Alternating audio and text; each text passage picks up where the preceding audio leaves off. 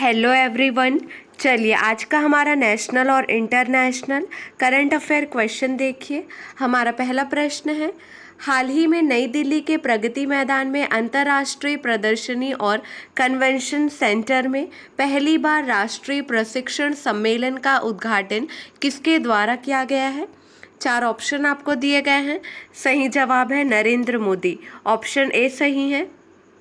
प्रधानमंत्री नरेंद्र मोदी ने 11 जून को नई दिल्ली के प्रगति मैदान में अंतर्राष्ट्रीय प्रदर्शनी और कन्वेंशन सेंटर में पहली बार राष्ट्रीय प्रशिक्षण सम्मेलन का उद्घाटन किया।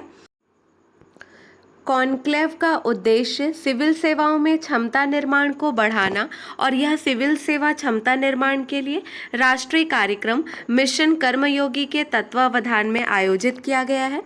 इस कॉन्क्लेव में केंद्रीय प्रशिक्षण संस्थानों, राज्य प्रशासनिक प्रशिक्षण संस्थानों, क्षेत्रीय प्रशिक्षण संस्थानों और अनुसंधान संस्थानों सहित विभिन्न प्रशिक्षण संस्थानों के 1500 से अधिक प्रतिनिधि भाग लिए हैं।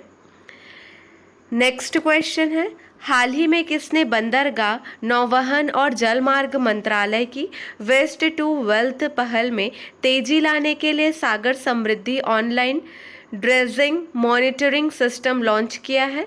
4 ऑप्शन दिए गए हैं। सही जवाब है Sarbananda Sonowal. Option C correct है। केंद्रीय मंत्री सर्बानंद सोनोवाल ने बंदरगाह, नौवहन और जलमार्ग मंत्रालय की वेस्ट टू वेल्थ पहल में तेजी लाने के लिए Sagar Samriddhi online dredging monitoring system launch किया है। इस प्रणाली को MOPSW की तकनीकी शाखा national technology centre for ports,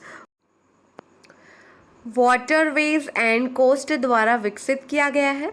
third है, सागर समृद्धि निगरानी प्रणाली का उद्देश्य विभिन्न इनपुट रिपोर्टों के बीच तालमेल लाना है, जिसमें दैनिक ड्रेजिंग रिपोर्ट और ड्रेजिंग से पहले और बाद के सर्वेक्षण डेटा शामिल है। नेक्स्ट क्वेश्चन है, हाल ही में NHPC लिमिटेड ने किस राज्य में 525 मेगावाट की पंप स्टोरेज पावर परियोजना का निर्माण करने की घोषणा की है? सही जवाब है मध्य प्रदेश। ऑप्शन बी सही है।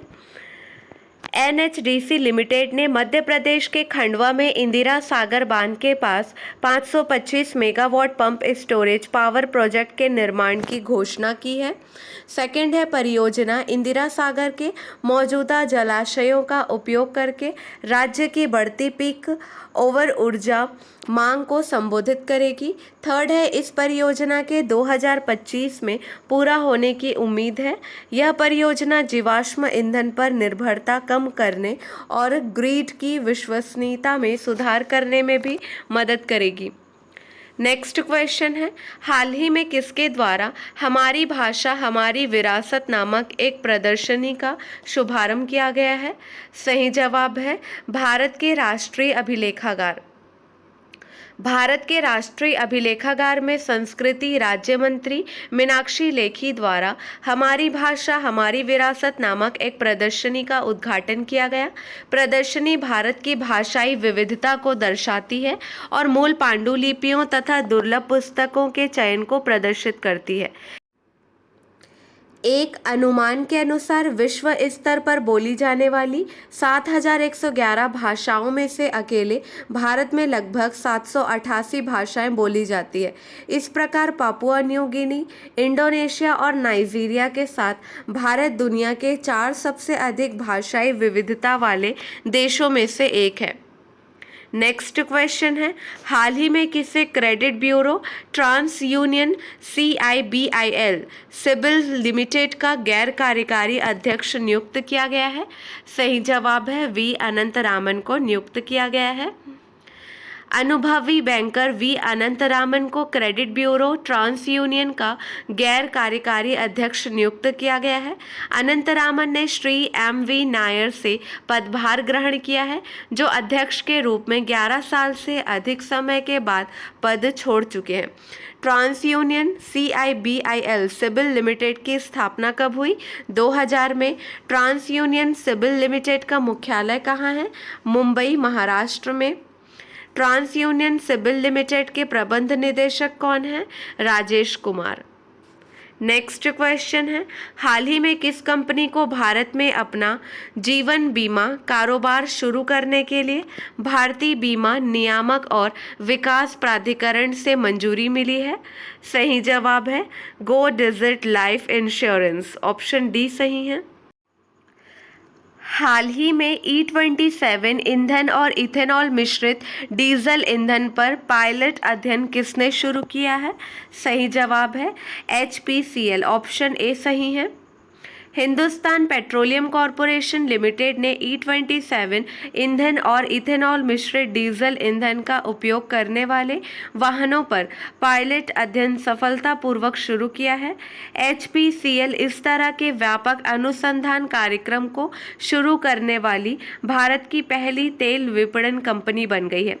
HPCL ने 6 फरवरी 2023 को देश भर में 23 रिटेल आउटलेट्स पर सफलतापूर्वक E20 ईंधन लॉन्च किया है।